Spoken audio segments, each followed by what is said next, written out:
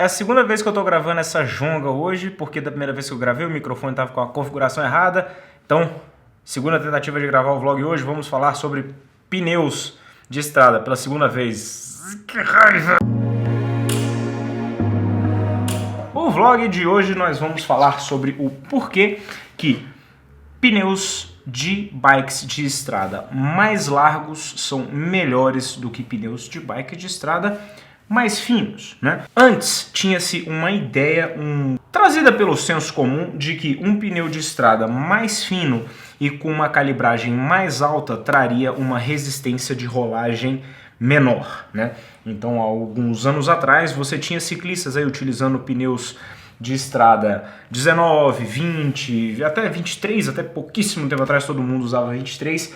Essa é a largura, a diferença entre este lado do pneu e este lado do pneu. O 19 teria 19, ou seja, um pouco menos de 2 centímetros. Esse daqui, por exemplo, tem 24 milímetros, né? Este aqui é um pneu da Specialized, é o S-Works Turbo, se eu não me engano, e ele tem a medida de 24. O que novos testes e novas pesquisas têm demonstrado? Ao contrário do que o senso comum dizia, na verdade, o pneu mais largo tem uma resistência de rolagem menor do que o pneu mais fino. Por que isso? Por conta da impressão que o pneu deixa no chão. O que é essa impressão? É onde o pneu encosta no chão, qual que é o formato que a borracha imprime ali no chão. O pneu mais fino, o que acontece? Como ele não tem muita área, ele acaba se deformando um pouco mais por conta da pressão que ele exerce no chão, ele faz uma impressão com um formato mais longo e mais estreito, ou seja, você tem uma impressão mais comprida. O pneu mais largo, como ele tem mais área de contato, ele acaba fazendo uma impressão mais redonda. Essa impressão mais redonda é mais curta e um pouco mais larga, só que acaba fazendo com que a área total desta área de contato seja menor, ou seja, você tem menos borracha encostando no chão. Com isso, você tem uma resistência de rolagem menor. Os testes de laboratório de alguns pneus mostram que assim, é coisa de 1 ou 2 watts a menos de resistência de rolagem do que um pneu mais fino. Você compara, por exemplo, um 25mm com um 23mm, né? Então 23mm por roda tem cerca de 1 ou 2 watts a mais de resistência de rolagem do que o pneu mais largo. Então esse é o primeiro ponto do porquê que os pneus mais largos são melhores, resistência de rolagem menor. Uma coisa que vale salientar é que você precisa ter uma roda mais larga também para que você tenha uma acomodação melhor do pneu, e com essa acomodação melhor do pneu você tem menos deformação e essa área de contato com o chão vai ficar mais redonda. Se você tiver um pneu mais largo já vai ser um pouco melhor, mas se a roda também for mais larga, ela de qualquer forma vai melhorar essa impressão que o pneu faz no chão, porque o pneu vai se acomodar melhor do que se ele tivesse mais abraçado embaixo assim. Uma das coisas que diminui a performance da bicicleta ou a velocidade da bicicleta é a trepidação. A trepidação faz com que o pneu e a bicicleta como um todo perca contato com o chão. Principalmente na roda de trás, isso faz com que você perca tração. Perdendo tração, você perde velocidade. Com essa configuração que o pessoal utilizava antes, de você ter um pneu mais fino e muito duro, o pneu acabava quicando muito e você tinha uma perda de velocidade em consequência disso. Os pneus mais largos, eles têm mais volume de ar, e com mais volume de ar você precisa de um pouco menos de pressão. Com um pouco menos de pressão, você aumenta a absorção da trepidação feita pelo pneu, ou seja, o pneu trabalha como se fosse uma microsuspensão. Essa microsuspensão faz com que a bicicleta tenha mais contato com o chão. É como as mountain bikes. Muita gente acha que a mountain bike a suspensão da mountain bike é só para dar conforto. Na verdade não, ela funciona para com que a roda copie as irregularidades do terreno, e isso faz com que ela tenha uma aderência, um grip melhor com o chão. Isso também acontece no ciclismo de estrada. Se você tiver uma melhor absorção da trepidação no chão, você tem mais tração e, logicamente, mais velocidade. E também mais conforto, porque o conforto, a trepidação do chão faz com que isso venha para os seus braços, para o seu corpo, e acaba trazendo alguns tipos de cansaço para o seu corpo, essa trepidação constante. E muitas vezes não adianta você ter um quadro que seja confortável se você tiver pneus muito duros, né? Por exemplo, essa bicicleta aqui, a Madone, ela tem o ISOSpeed aqui atrás, que é uma tecnologia de absorção de impacto, faz com que o canote de selim trabalhe um pouco e isso melhora o conforto. Só que se eu estiver usando um pneu muito duro, isso não vai ajudar muita coisa. Muitas vezes é melhor você ter um quadro mais duro e um pneu mais confortável do ponto de vista de conforto do que o quadro em si. Curvas. Como esta área de contato com o pneu é redonda, esta área de contato ela se repete quando o pneu está colocado de lado. A impressão do pneu mais comprida, que acontece com os pneus mais estreitos, ela não se repete tão bem assim, dependendo do tanto que o pneu está inclinado, né? O pneu é mais estreito, então você tem menos borracha nas laterais para que eles possam encostar. É só você ver pneu de moto de corrida, você vê que o pneu da moto é bem largo e geralmente ele tem a mesma área de contato em qualquer posição que você botar o pneu, ela tem a exata mesma área de contato, por isso que os pneus são largos. Os pneus estreitos não têm essa capacidade.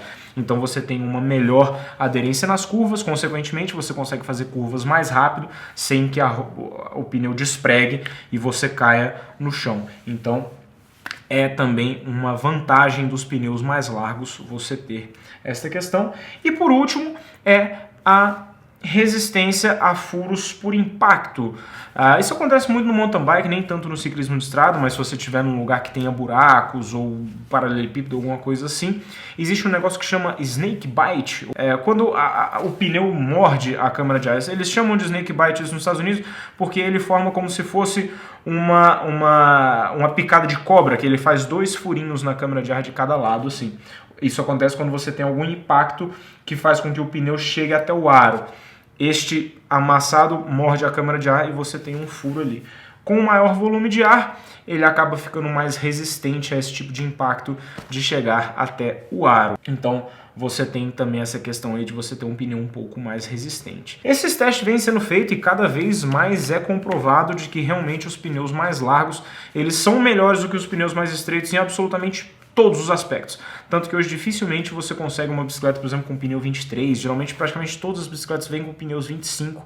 Hoje, por exemplo, o Marcel Kittel venceu o Tour de France, a etapa de hoje do Tour de France, utilizando um pneu parecido com este daqui. Esse aqui foi um pneu que a gente recebeu lá na Specialized, inclusive. Eu vou substituir esse daqui por ele. Esse daqui é 24 mm, esse daqui é 26 mm. Ou seja, ele é um pouco mais largo, pelo que os testes mostram, deve ter uma performance um pouco melhor que esse, do ponto de vista resistência de rolagem, conforto, enfim. Só que o que o Marcel Kittel está usando é tubular, esse daqui é clincher. Essas são as diferenças, queria trazer esse assunto para vocês, tem se falado muito disso, questão de largura de pneu e tal.